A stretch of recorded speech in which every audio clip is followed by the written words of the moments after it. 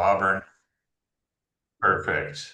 And on with us, we have Councilmember Alice Dowden Cavillo. We have Chief Brian Morrison, as well as Tia Klump, who is our planning director from city staff. And Amy Lynn is the city clerk, who's on the technical end and flipping the slides and helping me with everything that's going on here.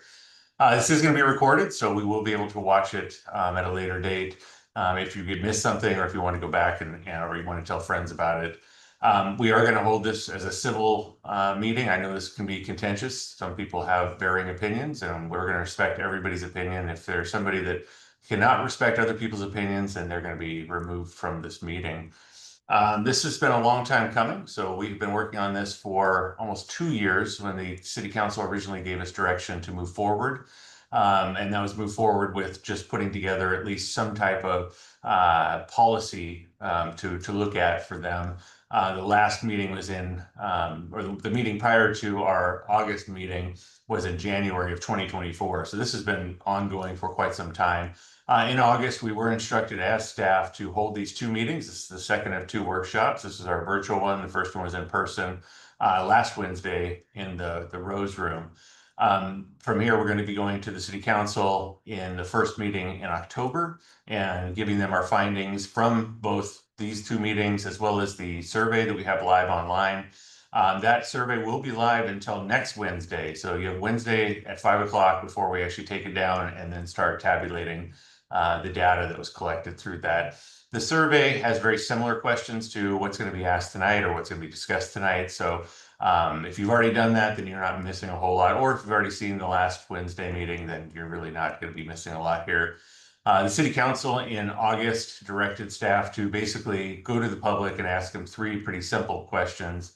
One is, how many cannabis licenses should we be looking at for the city of Auburn? Where should cannabis be located? Or the third question is, should cannabis even be allowed within the city? We've expanded that to be a little bit more comprehensive, to look at different data sets, and those things we'll go into this evening. So I'm going to try to keep this thing to hopefully less than an hour, especially if we don't have that many people on here, so there shouldn't be that many questions. I will entertain questions as we go. Feel free to just unmute and we can have a discussion from there. But while you're sitting here viewing and listening, please stay muted. There is an interactive session, so there's some slides in here that are interactive, so you will be required to, if you're near a mouse or something like that, to be able to toggle through so you can answer some of those questions. Some of them are word questions in which we would like to have word responses. So we're looking for, not just the thing that we're discussing, but maybe also some background on why you feel the way you do. So feel free to post those things up. You can, it's anonymous as it goes. The only people that can see it, as far as we know with the Zoom, is the administrator. And so we're not going to be posting it with people's information out there, but we will be taking the data and tallying it and presenting just the data then to the council in October. So I'm going to go ahead and get started. Does anybody have any questions at this point?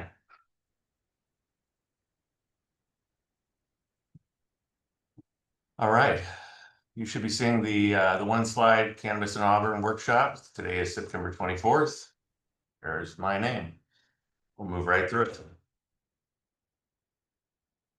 Okay, we got carried away. All right. First thing is we're just trying to gather some demographic information and figure out where people are coming from that are interested in this subject.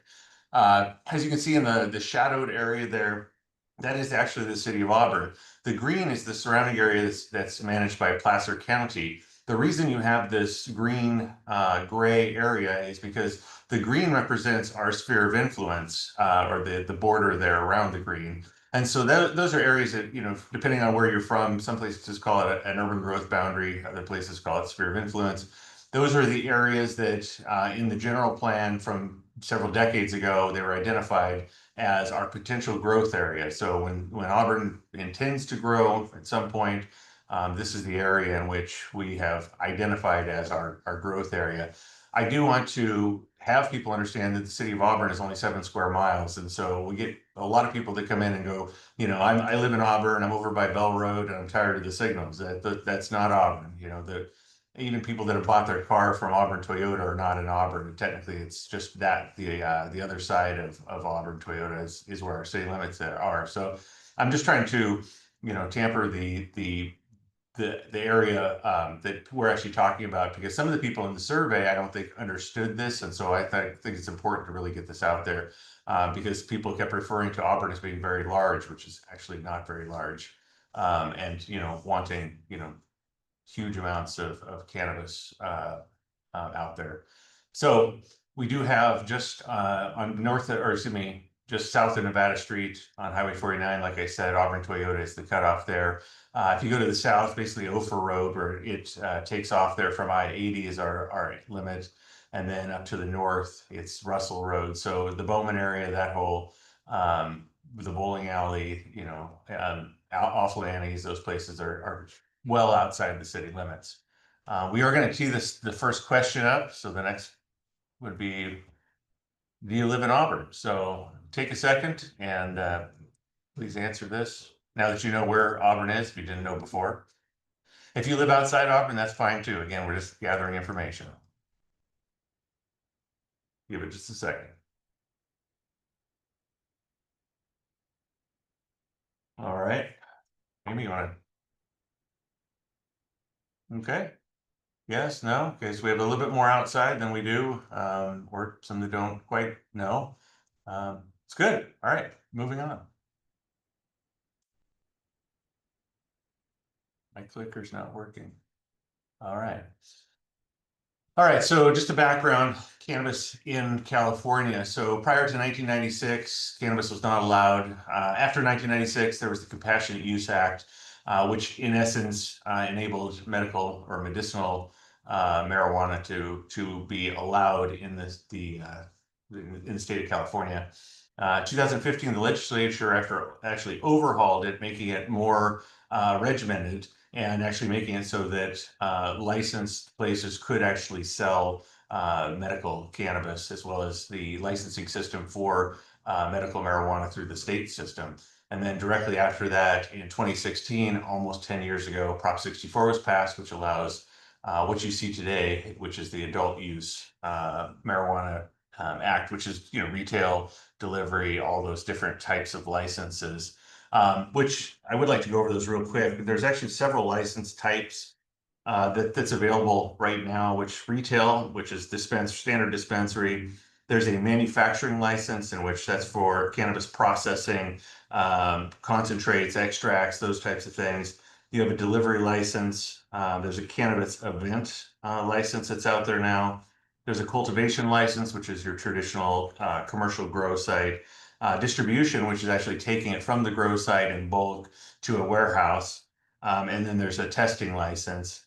After viewing that, the different items, the council decided they're really only focused this time on the retail dispensary side, on gathering information on that, which includes the delivery license. So those are the things that we'll be looking at going forward. Our current ordinance does allow for some cannabis use, that we allow for indoor grows up to 6 plants, which has to be approved by the police chief, and we have yet to actually have anybody come in and ask for a grow permit. And also medicinal is allowed to be brought into the community and used for somebody who's eligible for medicinal marijuana. So next question. This is for familiarity. We're just trying to see how, if anybody's been to a dispensary, are you familiar with them? Have you been by? Do you feel like, you know what a dispensary looks like? Just trying to gauge that information. And we got the survey up, if you take a second to take it. Wish we had music in the background. We have sirens, but not music. All right, Amy, see what they... Okay, everybody's been. Well, that's great. I've recently been to one too, so and that's because we did a little bit of background education. One of the things that the January 2024 meeting told us was that the council members are really interested in actually seeing what a dispensary was like, and in engaging with other municipalities that have actually done or gone through this process already. So we did make it available to council members. The majority of them have been to a retail dispensary as well as to a city that has legalized retail cannabis, and had hours to analyze and discuss what those things were like with the operators as well as those people that are in the regulatory side. So another question, you want to put that one up, Amy? So are you aware that Sacramento dispensaries are actively advertising delivery to Auburn? And I didn't know this. When I first started doing the research for our staff report, I had to go online and start looking at what's available in the area. And most of the things come out of Sacramento, which if you go on to any of them, just go through the list and just start clicking delivery, you come up with a whole map of where they actually go, and it's quite surprising. Yeah, go ahead and tally that one out. Okay, so everybody's aware that they do come up here, so I'm just gonna flip through these fairly quickly then. All right, you take that down. All right, so the first one that came up was Dank City Delivery. As you can see on the map there, they delivered directly to Auburn. From there, moved on Sanctuary, and this one actually makes it look like they have a dispensary in Auburn, as it says Auburn's dispensary. But again, it's another delivery service that comes up here. Cybercanna came, says, we deliver in Auburn. But the most surprising one was one I actually stumbled upon, and that was this one. This is Express Kiosks, which are located, if you look at the top of that slide, it says Dry Creek. So it's in the Dry Creek Millennium Shop, and they are advertising delivery in seconds. So how that works is you go into the kiosk, you basically interface with their website that's based out of Sacramento. You order the product, it sends a message to whoever the delivery driver is that's around or happens to be in the area, and it comes out immediately. So they've actually figured out a way to circumvent the rules, or at least it appears circumvent the rules, and provide retail, even though it's technically not allowed in this happens to be in unincorporated Placer County. All right, we'll get into it. Retail cannabis in Auburn. If anybody's seen this presentation, they're familiar with the slide. However, I updated it. The last one that you saw, at least the one at the city council meeting, I was going off of the previous fiscal year. So I've updated it to this fiscal year, the 25-26 fiscal year. And you can see what each municipality, at least nearby us, is expecting for cannabis tax revenue. So that's the excise tax that they've applied to their local dispensary and what they're expecting to yield. Grass Valley, it went up, I think it was about $20,000 from the previous year. If anybody knows anything about budgeting, they always budget conservatively. So I would say that they're probably estimating they're going to get 260, probably to 280,000 actually through their revenues. Nevada City would be the same thing. Nevada City's been around for a lot longer. Their dispensary Elevation, theirs is both medicinal and retail, and they have delivery. So there's a couple more aspects to it than Provisions and Grass Valley has. But I will put this in perspective. So if you look at Grass Valley's tax revenue and you compare it to the current tax providers in the city of Auburn, as far as being 1 through 10, the 240,000 puts you right about the number 4 or number 5 in our tax spectrum as far as the highest tax producer. And then of course you go to Nevada City there. If we were to get that kind of yield, we're closer to about tie with number 2, maybe number 3. So it means that that's just putting in perspective with all of the different types of tax providers we have. That a dispensary would be in the top 10 easily, and then maybe even in the top 5 to top 3 if it was authorized in the city of Auburn. I don't even look at Sacramento there, but it is interesting to think that maybe some of that excise tax that they're receiving is coming from Auburn. And then Marysville actually has, I think, a higher tax rate. I think they're at 6%. And they also have 2 dispensaries, and again, there's no other dispensaries around in Yuba County anywhere near them, so they kind of have a corner on the market. Next was looking at the types of grants that are out there. One of the things we learned from talking to the city of Grass Valley is that they've actually received a sizable amount of money. because they've authorized retail dispensaries within their city. So this is directly from the state's website. It talks about to be eligible for these cohort grants. You simply have to have an ordinance that allows retail sales. Now, there are multiple types of cannabis grants out there. We already received some cannabis grants. Those are through CHP. The police department gets them directly, and that's for cannabis enforcement, for law enforcement.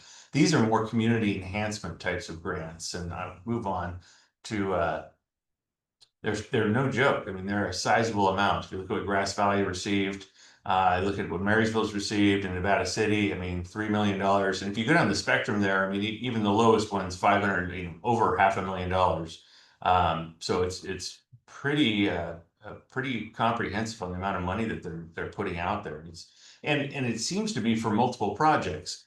So if you look at what Grass Valley's been using it for, I mean, it's not just one big project. They have quite a few local projects. The nexus there is that some of them are for cannabis abatement, so to eliminate threats caused by cannabis, like wildfires, things like that, in case people are using it in wooded areas. Other ones are for youth-related activities, like bike parks, the pump track there, skate parks. It's to keep, as long as you can articulate that you're doing this to enhance youth facilities, to keep them away from cannabis and keep them active. And it even some of the deterrent type of things there with the surveillance cameras and vape detectors that then go in the schools around. It's really to help mitigate the impacts of having a retail dispensary in your community. And so they even have a patrol vehicle there, and a masticator is something that they use to remove underbrush to help mitigate fire threat. And you'll see that both this and Nevada City also have a lot invested in the fire department because of that nexus. So this one was Nevada City's funding a school resource officer with it. Again, the vape, the prevention items.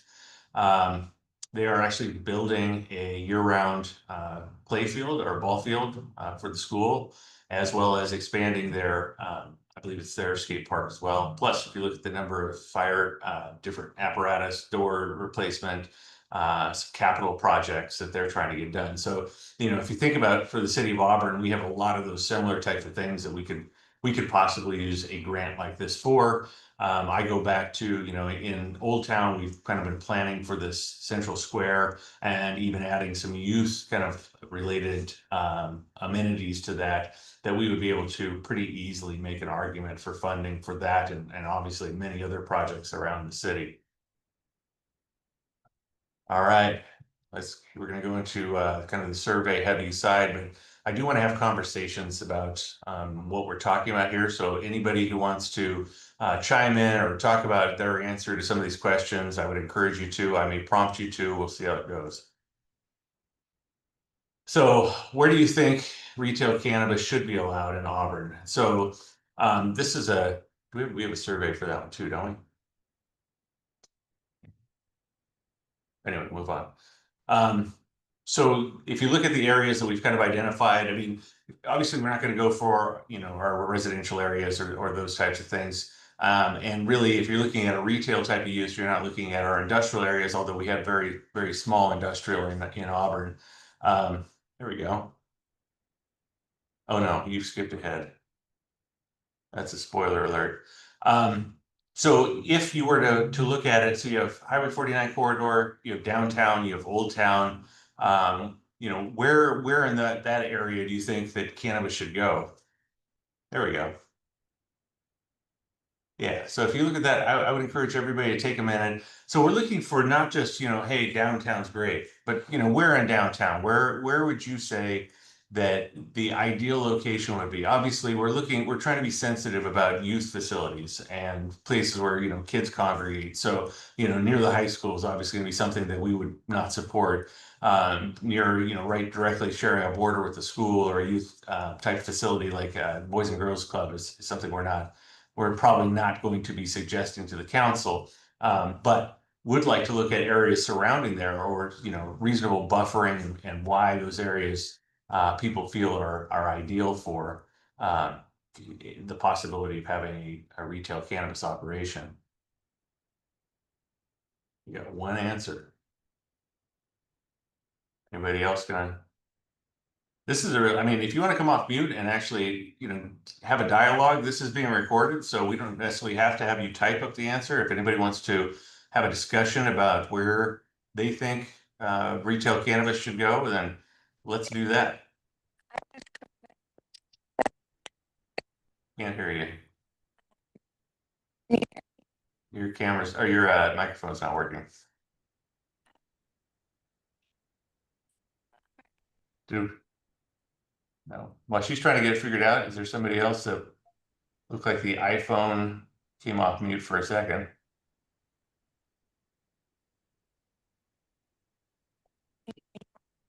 You're cutting out. I don't know if it's because your camera's on or there's too much bandwidth being taken up. Can you hear me? Now can There you go. You're there. Yep. Yay! Sorry about that. Well, I have two questions pertaining to this. Number one, I don't know what the regulations are on drive-through. I'm not sure what that policy looks like. However, I do know that bank right next to Rowdy Randy's across from Tri-County that has a vault already for security and the possible drive-through for our older population so they don't have to get out of the car and they can just get whatever they need. I do like that idea. So that's the high street corridors. That area is what you're discussing next to in downtown. Yes, in downtown for sure, close to the freeway off ramp. You're right next to the gas, which Auburn is notorious for being a gas station for all travelers. So it kind of like gives you that access right into Auburn, but it's still far enough off the freeway that it doesn't look like we're just trying to be, that's the only thing you see. All right. Cameron, you came off mute. Nope, now you're back on. Don't be shy. All right, anybody else? Daniel, chat. I don't think that the state's allowing new drive-throughs to operate. I think those were only ones that were pre-existent. Okay. I mean, I've so the ones we went to, you can see you can do drive up. So the person actually walks out of the building and then delivers it to the vehicle, which is obviously very similar. So I would imagine that if you're allowed to do that, that the drive-through concept may not be too far off, but good to know. I don't know that answer. So thank you, Daniel. Anybody else want to talk about location? If not, we'll move on and discuss what staff came up with and present it to the council. It lets me. All right. So yeah, we were looking at areas around town that have high foot traffic that would maybe even be conducive to some of our tourist nodes, but maybe not necessarily right in the tourist node. We took a look at the buffering requirement, which is interesting because Prop 64 doesn't necessarily have a buffering requirement from schools. But if you medicinal, still the 2015 legislation still has a 600-foot requirement from schools and youth facilities. So looking at applying that and putting, where does that put us? And then trying to figure out, where the best place was to, if there was a compromise on the buffer for recreational use, what that would look like. And then, of course, you want these things situated in a commercial or industrially designated zone. Again, we have very little, especially in Auburn proper, very little industrial. But commercial, we do have quite a few areas there. And then, we're also looking for areas that maybe are underdeveloped that maybe this would be a catalyst for. It would, help get a building cleaned up, get it occupied, and have a viable use there. So we came up with 3 different areas. The first one we came up with was the only one that actually does not fit within one of the 600-foot buffers that we applied for the again, medicinal, which does not apply to recreational, but just looking at what that might look like. The Nevada Street corridor up towards the very north point of our city limits is outside that area and is commercial, C2, C3. But there's not a lot of opportunity up there. That's where Regal Cinemas is. There's not a lot of buildings that are just up there and vacant. There is an office facility there. I don't know how it would be to contain odors within a 2 to 3 story office building like that for a cannabis use, but that would definitely be something that we would put in as a regulation that can't be detectable from other units within the building. But this was our first shot at where it could potentially be in Auburn, or what we'd recommend to the council. Number two was again the Highway 49 corridor, but this area is Palm Avenue. So this is on the other, so EB Kane is within that buffered area, but it is separated by both topography and Highway 49. There's an X in the south half there, and that's because after talking to the council, they were not interested in even looking at anything in that strip mall or that area, but then leaving those areas to the north.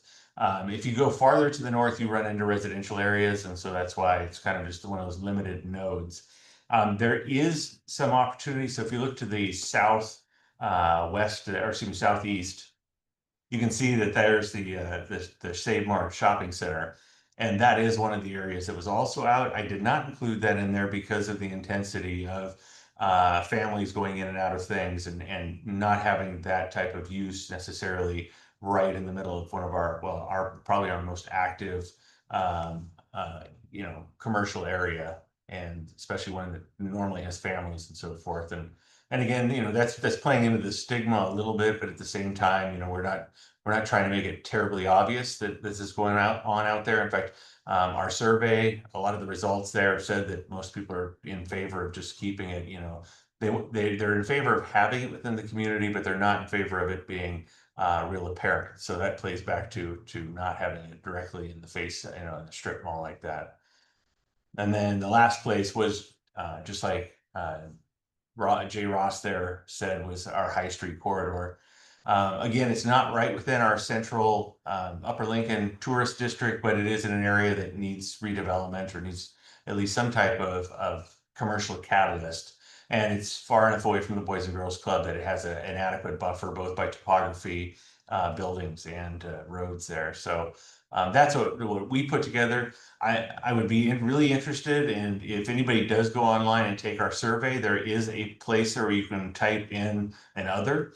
If you have a specific building, if you have a specific area, if you have anything specific that you're thinking, boy, that building would be really great for this, please fill that in, because that's information that we would like to be able to present to the council as alternatives to what staff has put up there, and looking at the pros and cons of what that might be. Moving on. All right, the number of licenses, again, these are questions that were put forth by the city council. How much is acceptable? What does that look like? We do have a poll up right now, so feel free to take that. Like I said, the one online, people got a little wild with, but think about 7 square miles, think about our commercial areas, and think about what Auburn should be looking at its first step forward, possibly in this commercial cannabis arena. All right. Okay. Wow, 4. So look at the majority went with 1, 2, 3. Let me show you what other communities have gone with. Thank you, Amy.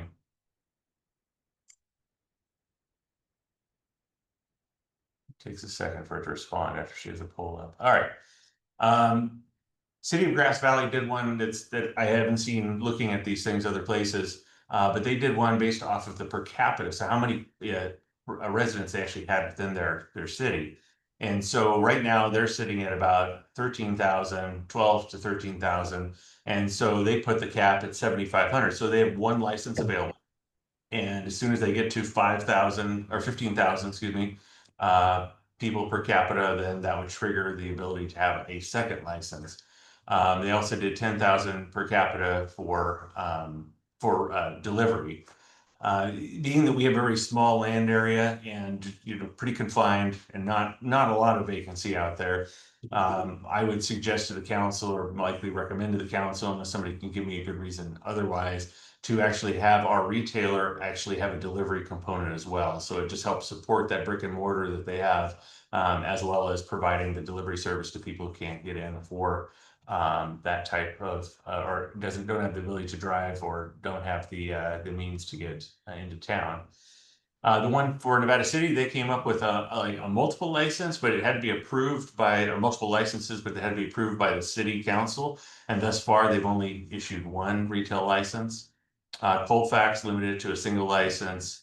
And Placerville allowed up to 3, and I think they did theirs kind of as a draw straws kind of lottery system to get those out. I believe they do have 3 dispensaries now there.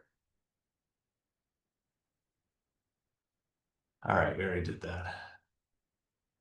This is the big question.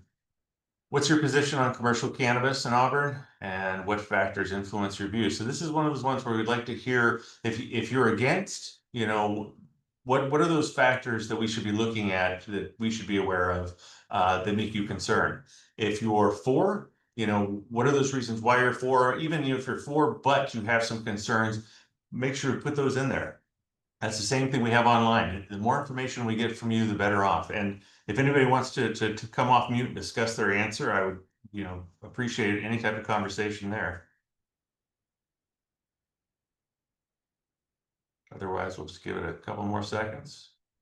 This one's a type in, so I'm trying to be mindful that some people are on their phones trying to put this together.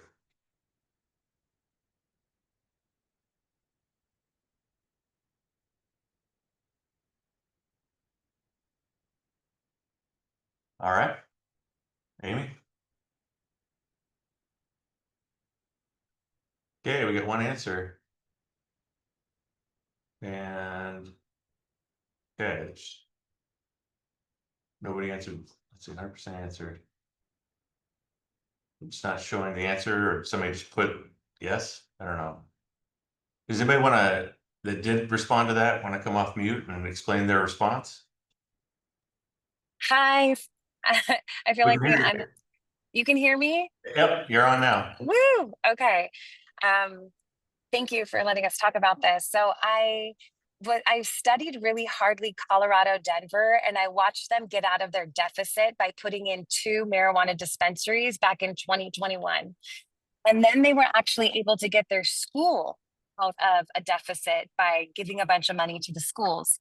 And so after that, I've been able to see that people are buying marijuana regardless of if we're selling it or not. And that money is going to a whole nother city when it should be going to our city. So I think regardless, like, this is something that's happening and we have to get on top of it, especially before policies change. So that's just my thought. Thank you. Anybody else? If not, we will move on. So other things to discuss, in the poll that we had, there was a council member that was interested in getting people's feelings about medicinal versus recreational. Again, medicinal is something that you can do based off of getting a card from the state and going into a medicinal or medical marijuana dispensary and using your card to acquire cannabis. So it allows a lower age. Recreational set at 21, just like alcohol sales and tobacco sales, but medicinal allows for a lower based off the circumstance, lower age. It also, if you have the card, it makes it a little bit more cost effective because it eliminates, I believe, the excise tax as well as the sales tax from the state. From what I've read, it does not remove an excise tax or sales tax locally. But it would make it more cost effective for people to acquire it and at a younger age for whatever medical purpose they have. Recreational is just straightforward, 21 and over. If you come in, present your ID, and you can come in and purchase cannabis from a retail location. So happy to have this conversation if anybody wants to talk about the comparison or their experience with it, or whether they think we should try to do both. Again, if we try to do both, which I believe can be done at the same dispensary, that 600-foot buffer makes things a little bit more difficult to find areas that would then accommodate this use. But I'm open to that conversation if anybody wants to discuss it. Okay. I'll see it. I can speak Yeah. from experience. I can speak from experience that, we are a medical and adult use dispensary at Elevation in Nevada City. Right. And we do a lot of, medical work, but it seems that the majority of the medical sales that we actually do come from people who are between the ages of 18 and 21.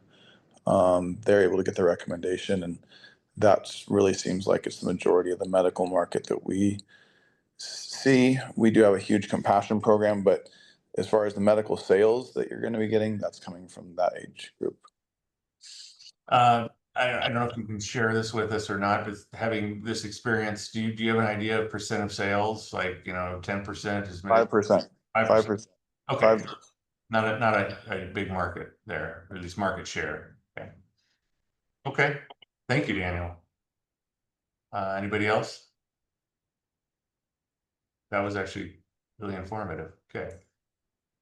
Operator selection criteria. So when we look at sending out an RFP or whatever process we look to do, what is it that the community wants to see in this operator? I know, looking at it, there's some discussion, at least on, the online survey that we have out there about having local operators or operators that are at least familiar with Auburn, so that, they're not coming from an area where it's much different in how they operate as opposed to how maybe one in Auburn would operate, because how the community is.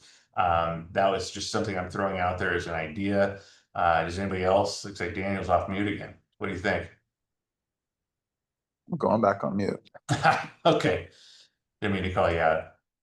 Anybody want to talk about operator selection criteria, things that we should recommend to the council that they should look at? I think of, is it somebody that's going to be, kind of civic minded? Are they going to be involved in programs in the city? How involved are they? What experience do they have doing programs like that to try to help, whether it's youth sports or some other type of philanthropic organization? What does that look like? What is their experience? What are they going to do besides, be here and obviously get the profits of being here? What are they going to do to help out the schools, help out the programs, help out, even tourism and marketing, those types of things? Anybody want to hit this one? Nope. We will move on. Hey, we're gonna get here. We're gonna get done before the 1 hour.